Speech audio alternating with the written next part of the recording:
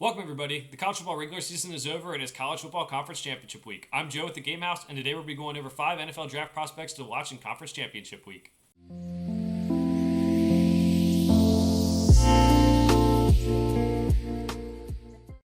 Okay, as mentioned, it is conference championship week. We're going to go through 5 NFL draft prospects to watch this week. As a reminder, we do 5 a week. This will be the last week we're doing it, obviously, with more bowl games coming up later.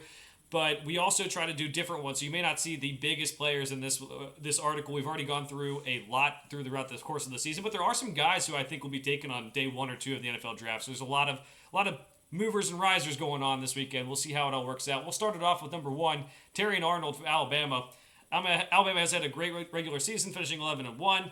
Now they have a chance in the SEC championship game with a lot on the line. Their defense has been great, and Arnold is a big reason why. So far this season, 55 total tackles and 5 interceptions. In the SEC championship game, Arnold and Alabama are going against Georgia. After a sluggish start to the season, the Bulldogs' offense has picked things up.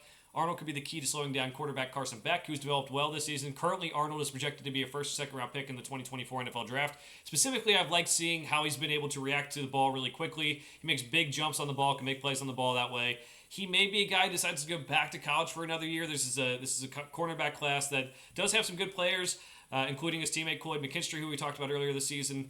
But also next year's class has some good ones too, with Travis Hunter, Will Johnson, and Benjamin Morrison all being pretty good ones.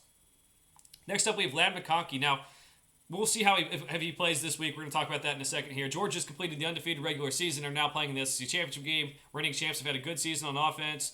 Their offense has been better than in years past. Honestly, some years we talk about Georgia's offense and maybe just doesn't have the things you really want.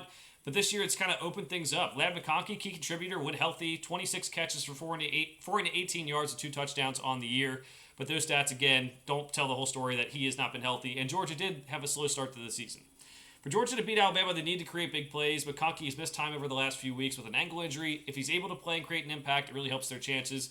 Alabama will be focusing on Brock Bowers, but if you have Brock Bowers and Ladd McConkey, it makes things a lot tougher. Currently projected to be a second or third round pick in the NFL Draft. Really impressed with his route running. Specifically, think he could be a very good, maybe number 2 or 3 receiver in the NFL. So there's definitely a reason to take him in the second or third round, and they'll need him in this game.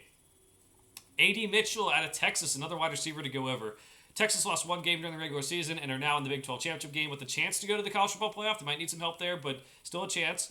They have a good offense, which is part of the reason, which is partly thanks to their good weapons on the outside to utilize. Mitchell has been one of them, had a good season, 45 passes caught for 704 yards and 9 touchdowns. Longhorns are going up against Oklahoma State. In the championship game, Oklahoma State's going to try to run the ball and chew clocks, so Texas is going to need a receiver to make some big plays and put the pressure on the Cowboys. Xavier Worthy's banged up in the last game, so we'll see what his status is. Quinn Ewers could be looking more in Mitchell's direction. Now, Xavier Worthy may be a better prospect at this point, but Mitchell's not too far behind. I see him as a day 2 pick in the 2024 NFL Draft. Devondre Sweat has been a guy who's been kind of making highlights all year long for Texas. The offense gets most of the headlines. There are some extremely talented players on the defense. One of the best is Devondre Sweat. 40 total tackles, 8 tackles for loss, and 2 sacks on the year. As mentioned, Oklahoma State's going to try to run the ball with running back Ollie Gordon. Very good running back. They're going to need all the help they can get stopping him. If Texas can stop the run and make them pass, they'll have a better chance to win. And Sweat can help impact the game by taking multiple blocks and being disruptive. So, projected to be a first or second round pick in the 2024 NFL Draft. I would say probably more towards second or third round pick too. I guess at this point, just kind of weighing it now as we talk about it, it's one of those things where interior defensive linemen don't always go in the first round. Maybe 1 or 2 usually go. So he could be right up there with maybe the second or third best interior lineman in the class. Number 5, Quinyon Mitchell of the Toledo Rockets, the corner. He's been a guy who's been one of the smaller school guys who's been highly ranked this season. Toledo's 11-1. Only loss on the season coming to Illinois. They're now preparing to play in the MAC championship game. Offense has been great, but the defense has also been solid. Mitchell's the best player for the Rockets. 38 total tackles, 1 interception, and 16 passes defended this year. Over his career, he showed good ball skills. He can help shut down Miami Ohio's passing attack, which, to be fair, hasn't really been too dynamic since starting quarterback Brett Gabbert has gone out.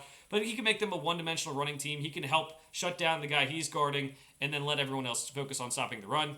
If he can do that, Toledo can win. There's a possibility they can make a New Year's Six bowl. If they get some help, they'll probably need Tulane to lose, and they'll probably need Liberty to lose as well to even have a chance. But it could be good to see him in one of those New Year's Six bowls if he gets a chance. Currently, he's projected to be a day 2 pick in the 2024 NFL Draft. Very good player, great ball skills, great production. We'll see how he does in this game in the MAC championship, and if he gets a chance in a bowl game to go up against maybe a bigger team and maybe the New Year's Six Bowl. Those are the 5 draft prospects I'm watching in College Football Conference Championship Week. Let me know who you're watching in the comments below. For now, thanks for watching. We'll see you guys next time.